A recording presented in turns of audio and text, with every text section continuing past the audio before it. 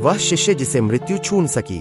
यह कहानी उस व्यक्ति की है जिसने यीशु के सीने पर सिर रखकर विश्राम किया करता था।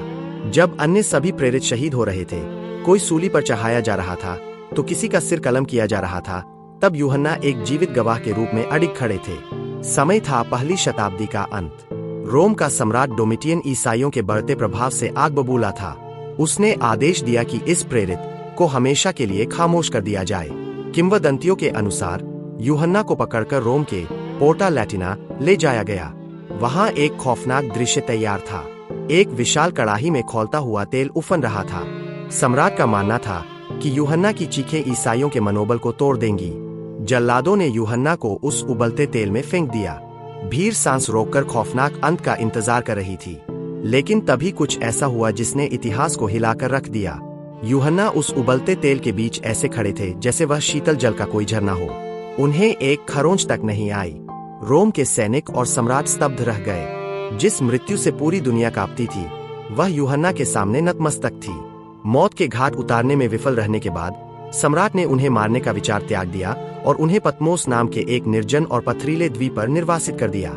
डोमिटियन का मानना था कि एकांत और बुढ़ापा उन्हें तोड़ देगा, लेकिन परमेश्वर की योजना कुछ और थी। उसी वीरान द्वीप पर समुद्र की लहरों के बीच यूहन्ना को स्वर्ग के वो दर्शन हुए जिन्हें आज हम प्रकाशित वाक्य के नाम से जानते हैं। उन्होंने भविष्य को देखा, न्याय के दिन को देखा और उस नए यरूशलेम को देखा जहां न आंसू होंगे और नहीं मृत्यु। सम्राट डोमिटियन की मृत्यु के बाद यूहन्ना को रिहा कर दिया गया। वे अपने अंतिम दिनों में इफिसुस लौट आए। अब वे बहुत वृद्ध हो चुके थे। उनकी आवाज कमजोर पड़ गई थी और चलने के लिए उन्हें दूसरों के सहारे की आवश्यकता होती थी। जब वे कलीसिया की सभाओं में जाते थे तो लोग उनसे कोई महान रहस्य सुनने की उम्मीद करते थे, लेकिन यूहन्ना बार बार बस एक ही वाक्य दोहराते थे, मेरे प्रिय बच्चों, एक दूसरे से प्रेम करो। जब चेलों ने पूछा कि आप हर बार यही क्यों कहते हैं, तो यूहन्ना ने मुस्कुराते हुए उत्तर दिया, क्योंकि यह प्रभु की आज्ञा है और यदि केवल इतना ही पूरा हो जाए तो काफी है। प्रेरित यूहन्ना इकलौते ऐसे प्रेरित थे जिनकी मृत्यु शहादत से नहीं बल्कि स्वाभाविक रूप से बुढ़ापे के कारण हुई। लगभग 100 ईस्वी के आसपास 90 वर्ष से अधिक की आयु में उन्होंने शांति से अपनी आंखें मूंद लीं।